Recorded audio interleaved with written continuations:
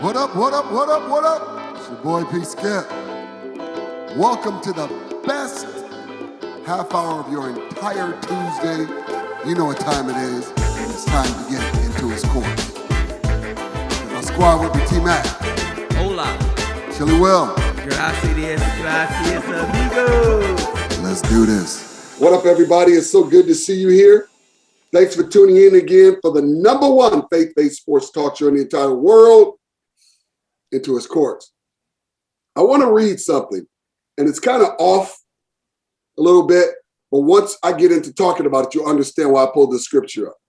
Matthew 28:18 through 20 in the Amplified says this. And Jesus came up and said to them, all authority and power of absolute rule in heaven and on earth has been given to me. Go therefore and make disciples of all nations. Help the people to learn of me, believe in me, and obey my words, baptizing them in the name of the Father, the Son, and the Holy Spirit.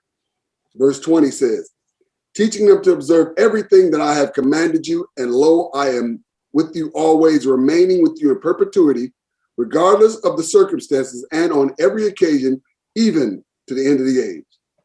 Now, I said that because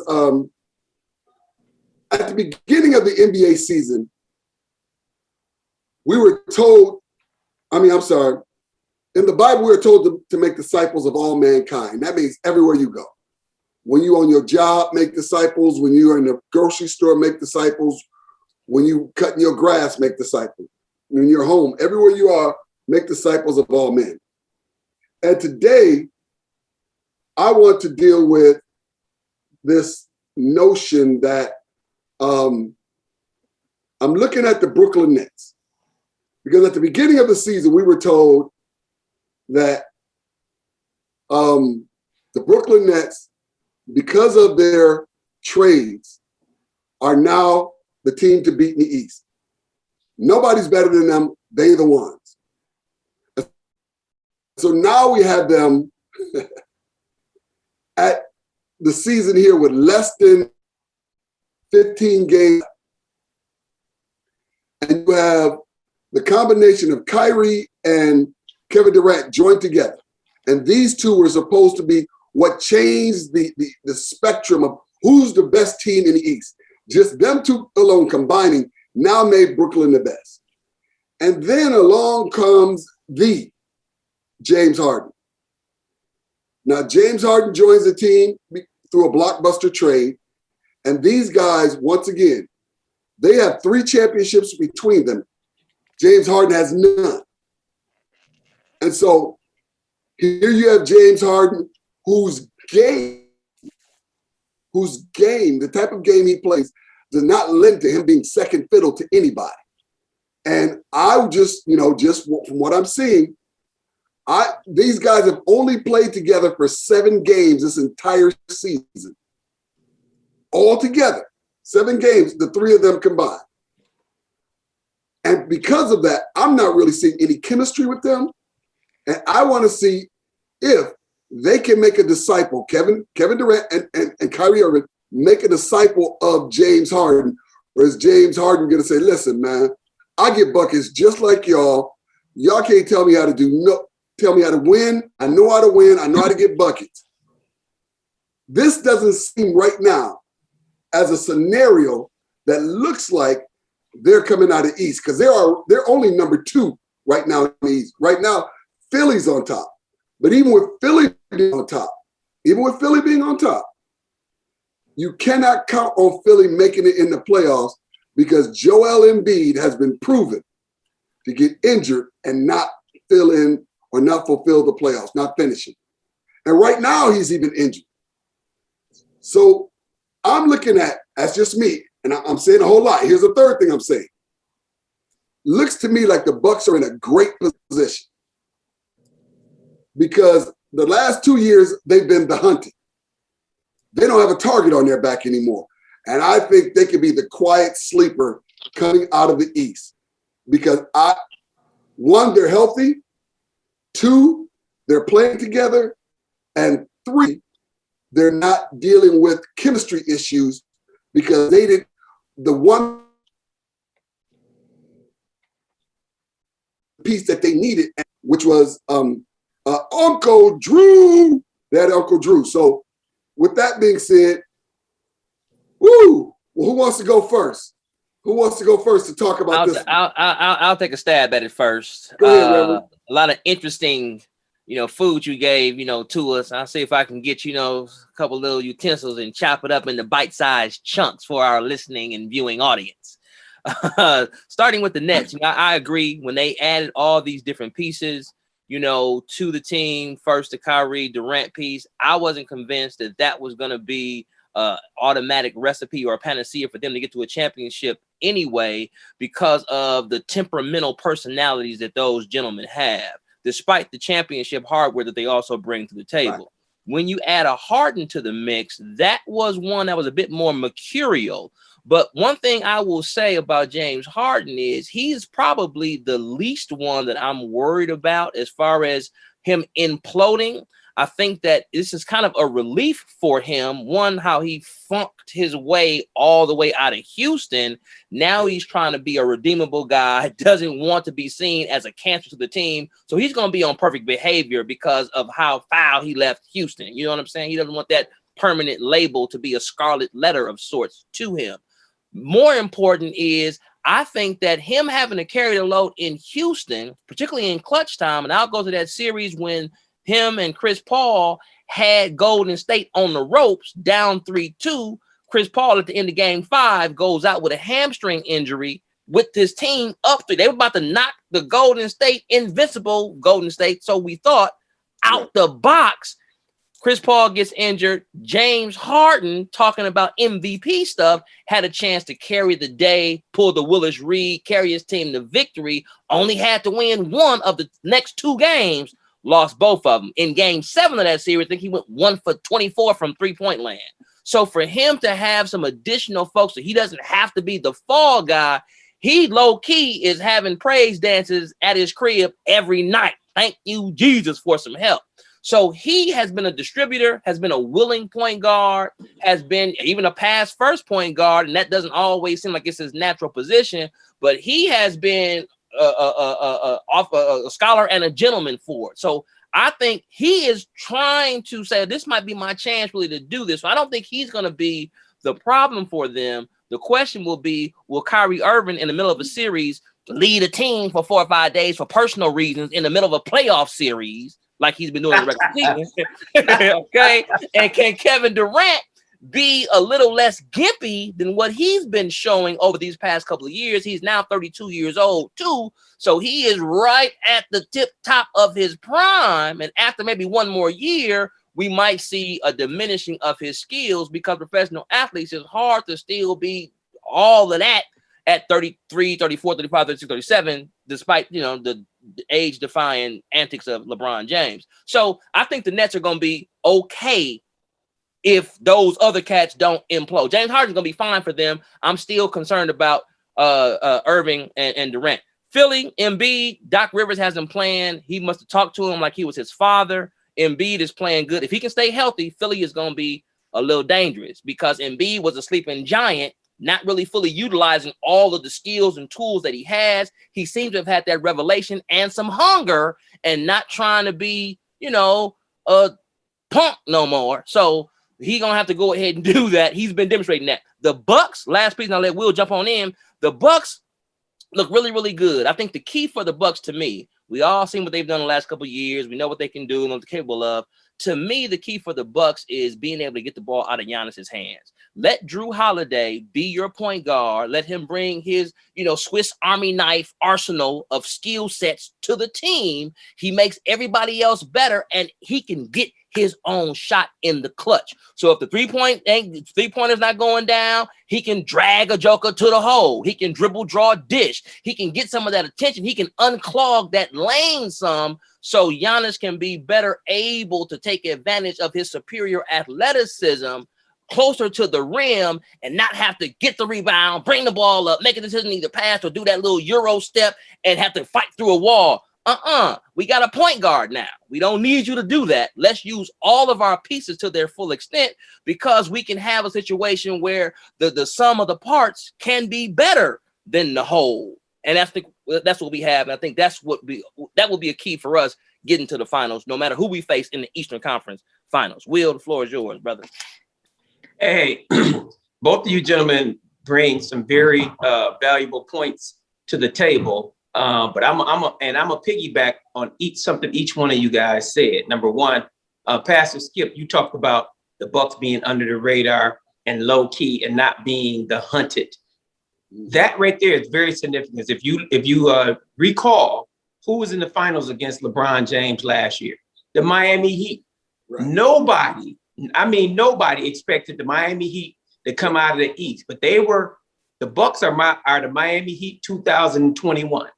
Miami Heat was low profile, under the radar, not getting a lot of attention. Then all of a sudden, when they got to the bubble, they exploded and they got all the way to the championship. I think the Bucks have the possibility to do that because the expectations have been so high and heavy on them the last few years that I think they had a problem with the target being on their back. Now that they don't have that, I think they can relax and go ahead and play ball. They brought some new additions to the team. Those new additions, I think, were upgrades. Well, I know were upgrades from last year. And just recently, you had one of the new additions. What's the guy that came from Arkansas? What's his name? What? Key? No, what's his name? Which one? He was on Chicago. He hit a guy in the eye and they kicked him out the league. All that. What's his name? He's on the Bucks. Will, you got us drawing blanks, brother. Oh man, absolute blanks, bro. Go ahead and finish your point, though. But my point is, just last night he went 5 for 5 from 3. Y'all didn't see the game last night? No, sir. Some of it. Yeah, he went 5 for 5 for 3. Anyway, he's a huge addition for the Bucks. And then they brought in Holiday. Then they brought in PJ Tucker. I think that's an upgrade from the team from last year. The problem they're going to have is replacing a George Hill. Now, George Hill has joined Philly, which is going to make it even more difficult. And then what's the point guard that was with Toronto when they won? They shooting guard. What's his name? Came from San Antonio. Huh? Oh, you talk you throwing us alley-oops, brother. We dropping the pass. He came from San Antonio. He was on Toronto when they won the championship. Huh? DeMar DeRozan? No, the light-skinned kid. Then he was on the Lakers last year when they won it. Oh, Green. There you go. What's his name? Danny Green. Okay. Danny Green. Danny Green was on Toronto when they won it. Then he went to the Lakers and they won it. What team is he on now? Philly. He's on Philly. So I'm thinking if everything go the way it's been going, the team that he's on got a good chance of winning again. And Philadelphia brought on George Hill to put some shooting around because the big thing was Simmons can't shoot. But they brought in Seth Curry to do some shooting. So I think they addressed that. So to me, I think Philly is the likely team. And they've been playing together a long time. Yeah. They brought in Doc Rivers. They playing better defense. They look like a better team unit. They brought in Dwight Howard for some rim protection and some defense. I think Philly has the best chance of winning it because I think when it comes down to the playoffs, although the Nets can outscore anybody, they can't stop nobody. Right. That team that Philly has some defensive gems on that team, and I think they're going to be able to not stop Brooklyn Nets, not stop them, but run enough interference where they can get the game into the balance. And they have closers just like Durant and them are closers. And I think that's that is what's probably going to happen. That's what I see. Now the Bucks, they have an opportunity. They're healthy. The Bucks are under the radar. But I think what's going to be key for the Bucks is getting in that number one position, which they have the great opportunity to do because they're only 2.5 games out. They play Philly again coming up. They just beat Philly. They play them again coming up. And then they play the Brooklyn Nets 2 more times. They only play one other team that's over 500. And the rest of the games are against teams that's all under 500. So I think it gives the Bucks a chance to move into that number one spot. If they get into that number one spot, then they don't have to beat Philadelphia and Brooklyn. They only have to beat one of those teams. And I think that's going to be the key for them coming out of the East. Hey, was your Arkansas cap? You talking about Bobby Portis? Bobby Portis. Bobby Portis. Okay. Bobby Okay. Portis. Yeah, Yeah, Bobby Portis. He went to Arkansas, right? Right. Played I was with the just drawing a Bulls, blank earlier, bro. Hit a Just guy in the drawing eye. They suspended him for some games, right? Yeah, that's him. That's him. Okay. So we'll make sure I ain't losing it. All right. You So all that's, good. that's You how I good. see it unfolding. Well, here's a couple things that I see. One, when it comes to, if you look at those three teams, because really everybody's thinking it's one of those three teams are going to, because they're not really thinking about Boston. They're definitely not thinking about Toronto. But they're thinking it's one of What those. about Miami? Miami are the division East. Maybe Miami. Miami Okay. can do exactly what they did last year. And they upgraded. They upgraded too. Because they just got Iguodala. No, not Iguodala. They got Oladipo. Yeah, Oladipo. They got Iguodala, Oladipo, and the other kid that's a veteran journeyman. They got Bam too. But anyway, here's the thing. If you go 3 for 3, no doubt it's New Jersey. Their 3, Brooklyn. if you go 3 for 3, Brooklyn. Yeah. Their 3 could be anybody else's 3, without a doubt. The one thing that I see is going to be the factor for all of this is the Bucks have the deepest bench. Because once you get away from the starters on those other teams, we at least have some guys that come in and have produced and can produce and have been producing that could definitely put some wear and tear on your starters. And we played together for a while. We've been in this scenario for several years now, so we have experience. Right. And so for me, that is really the key that's going to be the biggest factor. The other thing is, yes, we lost George Hill, but we also picked up Jeff Teague, another veteran point guard. Yes. Who is another proven scorer that now there isn't such a huge drop from. And the thing about it is George Hill really last year to me was really our best point guard, but he came off the bench. Yes. But now you don't have a huge drop from Holiday. From Uncle Drew to Teague. Holiday. Jeff Teague. Yeah. There's not that big of a drop because their games are similar. They could do some of the same thing. They both can create. They both are point guards at heart.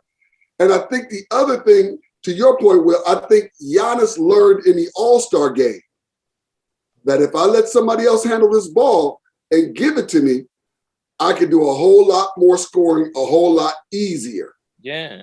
And I think LeBron LeBron to showed get the it. ball up though too. Right. I think I think if they limit his ball handling, Giannis's ball handling to maybe, because they want him to do it, maybe 30% versus his 60% or 50% that he's doing now. Drop it down to 30 or 20, and I think you will have more success because then he's not being wore out trying to bring the ball up. He can then come around some picks and fight down low to get to his position. And once he gets it there, you got a point guard that can whip the ball around. And then when the defense switch gets him the ball in a great position. So I think if Giannis does that, takes advantage of his assets, not only the 2 point guards, Bobby Portis, like you said, is major, because I think he's almost the one who has made Lopez do some low post stuff. Because before, all Lopez would do was just he was a stretch 5. That's all he was. He sit out at the 3 and shoot. And when he's off, he's a non-factor because he's also not a defensive stopper. But Portis came in as like, listen, I'm a true 5. I'm a bang, give me the ball down low. Yes, I go out and hit the 3 every once in a while, but that's not what I'm living my life on. I'm living my life down here getting dirty and in the gutter, down here being grimy, and I don't like people scoring, so I'm gonna block some shots. So he has been a tremendous asset to the Bucks that I think will be could be a deciding factor that a lot of teams are kind of just like they're doing the Bucks, kind of counting us off. But I do think, like you said, Will, that we could definitely sneak into 1. Go ahead. No, I want you to finish your point, but I want to make a point of what you just said. Go ahead. but I almost, to a certain extent, don't want them to get one. The only reason I do is so they don't have to play both of them. That they don't have to play both the Nets and Philly. Yeah. But if they could avoid playing both of them and not be at the one, I'm like, dude, don't sweat the one. Well, look, let me just say this. We talked about the Bucks being under the radar. I think that was a point that you made, Pastor Skip. Even though the Bucks are in second place, because I think Philly, after last night, I think Philly and Brooklyn are tied for one, and the Bucks are number two. They're 2.5 games out of the first place slot. The Bucks still has the most efficient offense in the NBA, and they're the second best three-point shooting team in the NBA, and they're the fifth best defensive team in the NBA. So they still, as a team, are owning the league statistically as a team. The key thing, I think, the problem that the Bucks are going to have, and I think Drew Holiday can help us with this, is that those other teams have better closers than we have. Mm-hmm. We know I've been saying this for years. We need a closer. Holiday is someone who can help close. It looks like Middleton is getting to the point where he's starting to understand that, you know what? These cats can't hold me. They scared of me. And he can close some games. And if Giannis don't have to be our closer, because all I'm going to do as other team, and y'all do the same thing, we going to foul him. Amen. Right. Amen. We going to foul him. And he going to miss the free throw. He going to miss the free throws. Listen, man, come on. Get off my boy like that. Get off my boy like that. No, Now, if we got to call a spade a spade. If we have someone else that can close, right, then that makes us a better team and a better threat to get to that next level. I think our issue is we don't have that proven closer on the Bucks yet. And I think that's going to be really, really key for Coach Bud and Giannis to say, hey, look, and we got some games. If we have some better closers, let's spread this closer piece around, because at the end of the day, we want to get the win. We want to get that W. You know what I'm saying? Yeah. If they're willing to say, you know what? We are going to do this thing as a team. We brothers. We're going to be ride or die for real. We don't care who take the last shot. If you got the best opportunity, go ahead and do it. Let's get that dub. The other X factor I will say that would make me feel more comfortable about the Bucks' chances to run the table in the East is if Dante DiVincenzo ever gets to be anywhere close to what Malcolm Brogdon brought to us. I thought his athleticism coming out of Villanova, his hops, his ability to play, tenacious defense would translate into having some consistent productivity in the pros. Now, early on in this season, he seemed like he was finally coming to his own, had a little bit less pressure off him. They gave him some confidence, inserted him into the starting lineup. But we need for him to give us somewhere between 13 to 16 points a game, particularly come playoff time, because we don't need him to be the obvious weak link in our armor to where we're playing against a Philly or playing against a New Jersey. We look at his stat line, he got 5 points. He got 3, he got 7. Not our starting off guard. We need you, bruh, to be able to get some productivity too. We got you on the squad. We kept you. You survived a couple of little trades or whatever over the offseason. Now go ahead and really show us what you're made of, because we think you got some more left in your tank, but this is your third year now. After this, it's going to be your 4th, 5th year. Is it the fact that you don't really have it at this level, or can you show improve? So if he can step up and really be a baller and hold his own, the Bucks are going to be real dangerous if they keep the ball out of Giannis' hands playing point guard, and DiVincenzo steps up and give us anywhere near 13 to 16. Hey, we very well could be in the finals. Well, we all agree it's going to be a nice nice ride. playoff. Nice ride. It's going to be a nice playoff because the East is ready for rock'em sock'em, Jack, and I'm ready too. Yes, sir.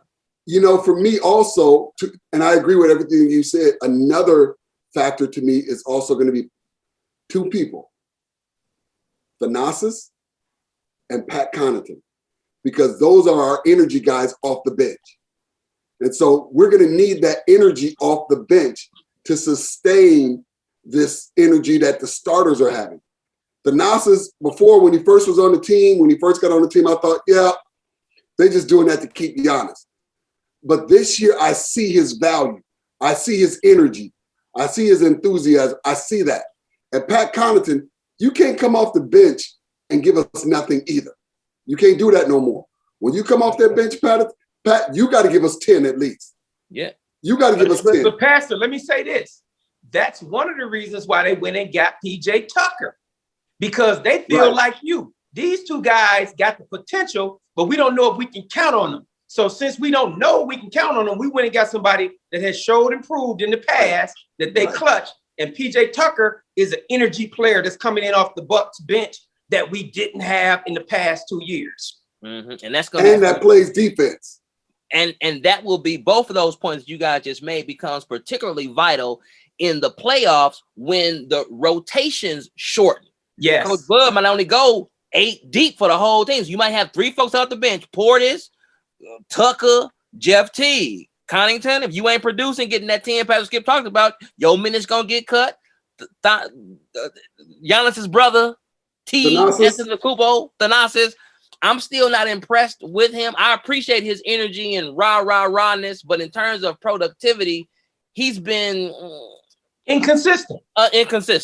Great. Right. He's been inconsistent. So I don't know how much burn he gonna get come playoff time, but everybody else is gonna have to really produce, because I think that rotation is gonna be shortened to about. Man, let's look, let's end this show right now so the playoffs can start. Hey, listen. Thank you again for tuning into the #1 faith-based sports talk show in the entire world, Into His Courts. Listen, we'll see you next week. Same bad time, same bad channel right here. Joy 1340 AM, 98.7 FM. Also on Facebook and YouTube. Until next week,